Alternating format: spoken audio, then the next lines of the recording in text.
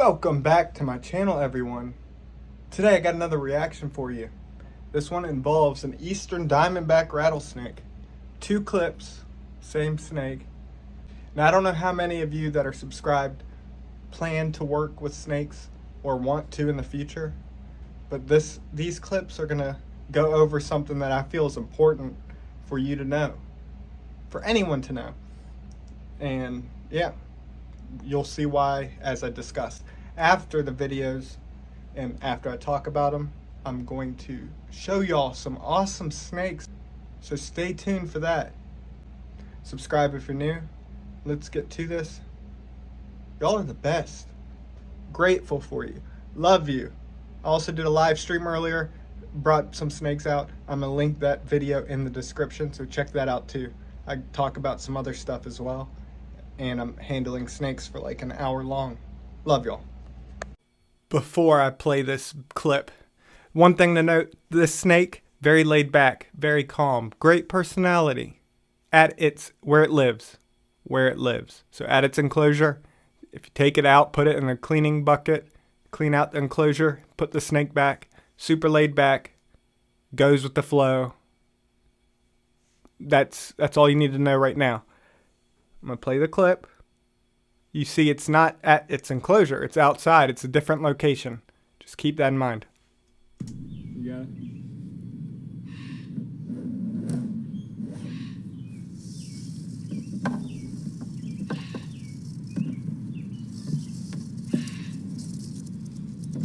Alright, what we got here is the eastern diamondback rattlesnake.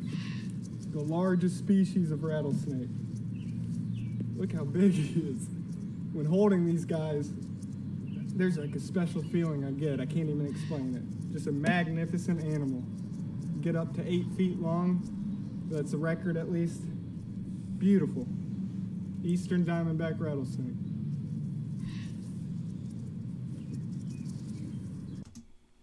So, although I don't remember how long ago this was, I don't think at that time I had much experience with the bigger vipers. Not much.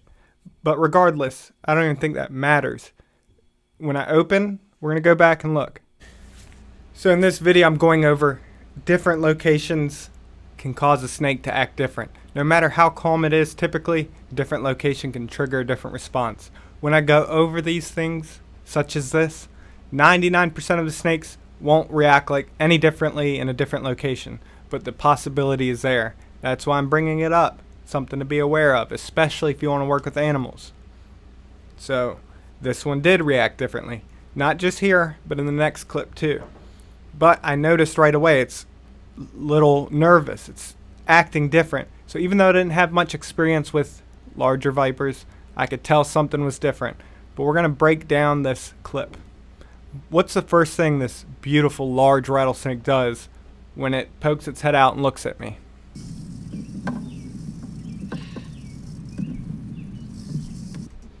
What do you know? It tries to get away. How awesome. Snakes are the best. The next thing. The snake's wiggling a little. Well, actually, before that, the reason I'm holding it out and walking kind of awkward, or taking a few steps awkwardly, clearly I can tell that this snake is acting different. I want it to hold it out, keep more distance from the snake and myself. Alright, what we got here is the eastern diamondback rattlesnake. And another factor, this isn't my snake, so I don't want any chance of a mistake to happen.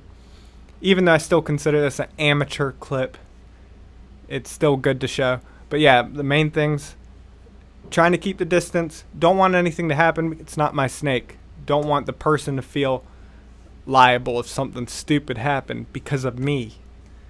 Anyways, the snake's moving a little bit. The hook is sliding up. With these big vipers, that can happen, especially with how powerful they are.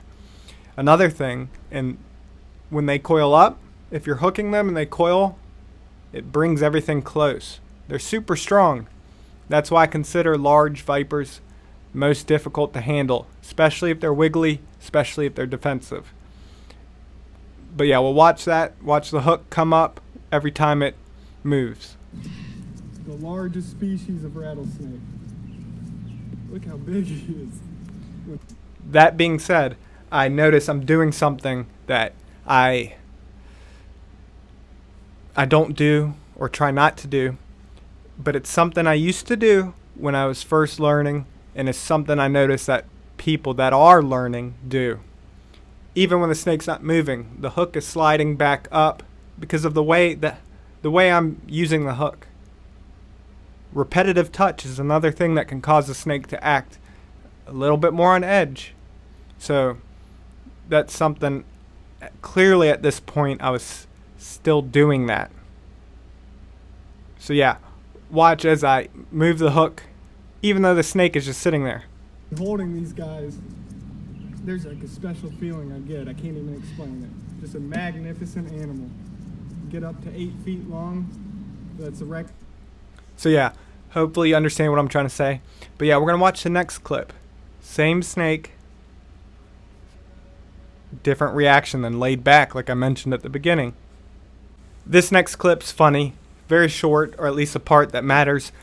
Again, not my snake. Asked to borrow it. Wanted to film a video on the Eastern Diamondback, so asked to borrow it. Different location again. And you got to remember, I know how the snake acts typically. So it's going to do something different this time. And I'll explain why I react the way that I do.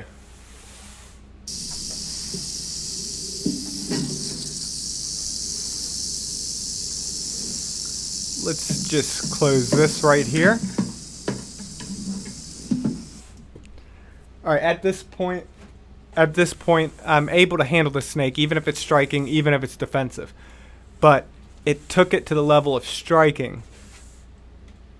Now, that clearly means it's not comfortable, it's stressed, and it's not my snake again. So I filmed later with the snake in the box. I didn't take it out because I don't want to cause the snake more stress having it out, having me messing with it. So that's why I close it right after. But it was funny, just the fact that it struck and then close it. I don't know, maybe it's not funny. But yeah, took it to the level of striking. Never done that before.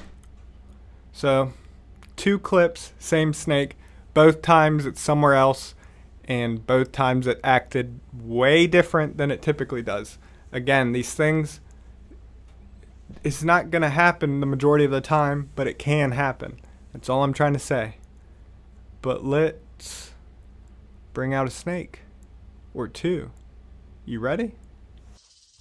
Look at this massive albino monocle cobra.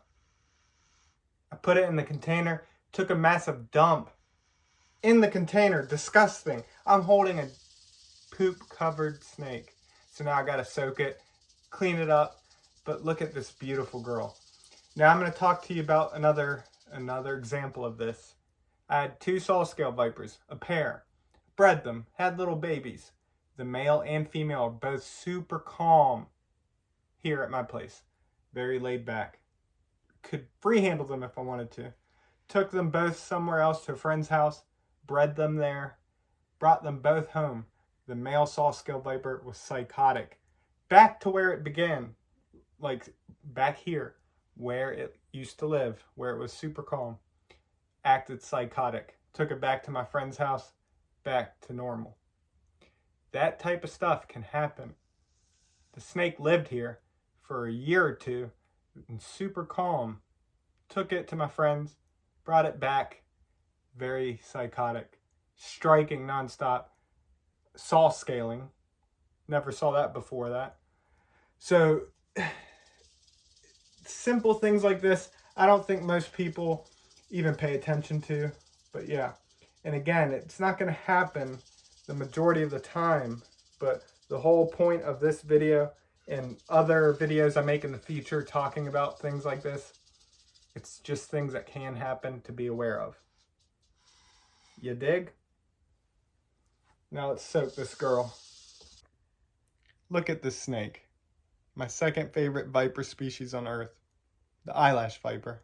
How beautiful. Now this one dedicating to Saren Rose, my new friend who I met in my live stream earlier, his daughter, Saren Rose. Hope you love this beautiful eyelash viper. But anyways, I hope y'all enjoyed this video. Love you all so much. I'll be back soon. You know it. All right? Take care. Love y'all. I want to give a huge shout out to my channel members, Jessica, Todd, Ralph, Damien, Tom, Ryan, Harper, Robyn, Austin, Deb.